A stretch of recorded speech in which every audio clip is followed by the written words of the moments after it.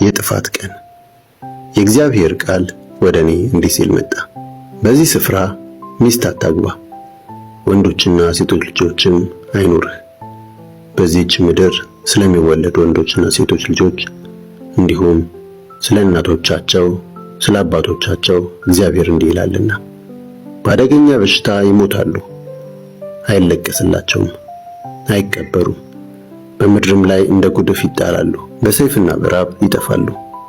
ሬሳቸውም ለሰማይ ወፎችና ለምድር አራዊት መብል ይሆናል። እግዚአብሔር እንዲህ ይላልና በረከቴን ፍቅሬንና ምሕረቴን ከዚህ ሕዝብ አርቄአለሁና ልቅሶ ወዳለበት ቤት አትግባ፣ ታለቅስና ታዝንም ዘንድ አትሂድ ይላል እግዚአብሔር።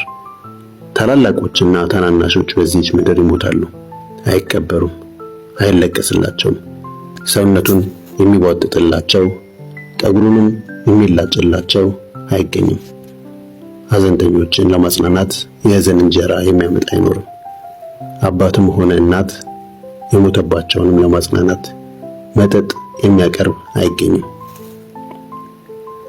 ከእነርሱ ጋር ተቀምጠህ ለመብላትና ለመጠጣት ድግስ ወዳለበት ቤት አትግባ። የእስራኤል አምላክ የሠራዊት ጌታ እግዚአብሔር እንዲህ ይላልና እነሆ በዓይናችሁ ፊት በዘመናችሁም የደስታና የሐሴት ድምፅ የሙሽራውና የሙሽራይቱን ድምፅ ከዚህ ስፍራ አስወግዳለሁ። ይህን ሁሉ ለዚህ ሕዝብ በምትነግርበት ጊዜ ሰዎቹ እግዚአብሔር ይህን ሁሉ ታላቅ ጥፋት በእኛ ላይ ለምን አወጀ? በደላችንስ ምንድነው? በአምላካችንስ በእግዚአብሔር ላይ የሠራነው ኃጢአት ምንድነው? ብለው ቢጠይቁህ እንዲህ ትላቸዋለህ፣ አባቶቻችሁ እኔን ስለተውኝ ነው ይላል እግዚአብሔር። ሌሎችን አማልክት በመከተል ስላገለገሏቸውና ስላመለኳቸው ነው። ትተውኝ ኮበለሉ፣ ሕጌንም አልጠበቁም። እናንተም ደግሞ ከአባቶቻችሁ የባሰ ክፉ ነገር አድርጋችኋል። እያንዳንዳችሁ እኔን በመታዘዝ ፈንታ የልባችሁን ክፋት ምን ያህል በእልህኝነት እንደምትከተሉ ተመልከቱ። ስለዚህ ከዚህች ምድር አውጥቼ እናንተም ሆነ አባቶቻችሁ ወደማታውቁት ምድር እጥላችኋለሁ። ምሕረትንም አላደርግላችሁምና በዚያ ሌሎችን አማልክት ቀንና ሌሊት ታገለግላላችሁ። ስለዚህ ሰዎች እስራኤላውያንን ከግብፅ ምድር ያወጣ ሕያው እግዚአብሔርን ብለው ከእንግዲህ የማይምሉበት ዘመን ይመጣል ይላል እግዚአብሔር። ነገር ግን እስራኤላውያንን ከሰሜን ምድርና እነርሱን ከበተነባቸው ከሌሎች አገሮች ሁሉ ያወጣ ሕያው እግዚአብሔርን ይላሉ ለአባቶቻቸው ወደ ሰጠኋቸው ምድር መልሳቸዋለሁና። አሁን ግን ብዙ ዓሣ አጥማጆችን እልካለሁ ይላል እግዚአብሔር፣ እነርሱም ያጠምዷቸዋል። ከዚያም በኋላ ብዙ አዳኞችን እሰዳለሁ፣ እነርሱም ከየተራራው ከየኮረብታው ሁሉ ከየዓለቱም ስንጣቂ አድነው ይይዟቸዋል።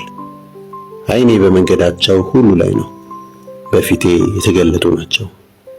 ኃጢአታቸውም ከዓይኔ የተሰወረ አይደለም። ምድሬን በድን በሆኑ አጸያፊ ጣዖቶቻቸው ስላረከሱ ርስቴንም በአሳፋሪ ነገሮች ስለሞሉ ላደረጉት በደልና ኃጢአት እጥፍ እከፍላቸዋለሁ። ብርታቴና ምሽጌ በመከራ ቀን መጠጊያዬ የሆንህ እግዚአብሔር ሆይ አሕዛብ ከምድር ዳርቻ ወደ አንተ መጥተው እንዲህ ይላሉ፣ አባቶቻችን ለአንዳች ነገር ያልረቧቸውን ከንቱ ጣዖቶች የሐሰት አማልክትን ወረሱ። ሰዎች ለራሳቸው አማልክትን ያበጃሉን? ያደርጉ ይሆናል። እንዲህ አይነቶቹ ግን አማልክት አይደሉም። ስለዚህ አስተምራቸዋለሁ፣ ኃይሌንና ታላቅነቴን አሁን አስተምራቸዋለሁ። እነርሱም ስሜ እግዚአብሔር እንደሆነ ያውቃሉ።